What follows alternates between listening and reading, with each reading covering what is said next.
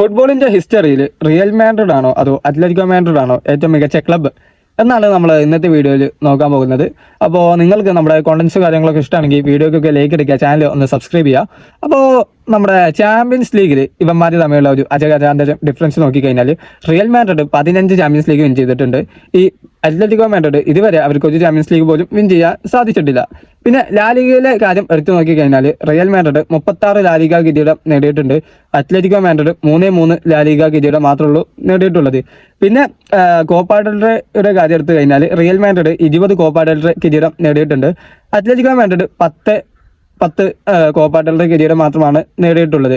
പിന്നെ അതുപോലെ തന്നെ സൂപ്പർ കോപ്പ ഡി എസ്പാന കിരീടം നോക്കുകയാണെങ്കിൽ റയൽ 13 വിൻ ചെയ്തിട്ടുണ്ട്.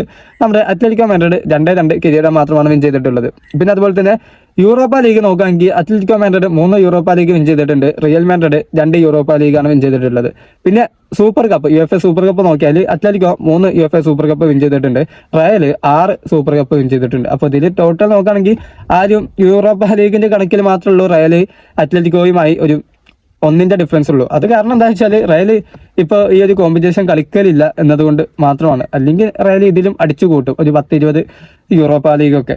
അപ്പോൾ ഇത്തരത്തിലുള്ള ഡിഫറൻസ് ആണ്. എല്ലാ രീതിയിലും നോക്കിക്കഴിഞ്ഞാലും റിയൽ മാഡ്രിഡിനാണ് അത്ലറ്റിക്കോ മാഡ്രിഡിനേക്കാൾ ഡൊമിനൻസ് ഉള്ളത്. എന്താണ് നിങ്ങളുടെ അഭിപ്രായം? തീർച്ചയായും കമന്റ് ചെയ്യുക. അതുപോലെ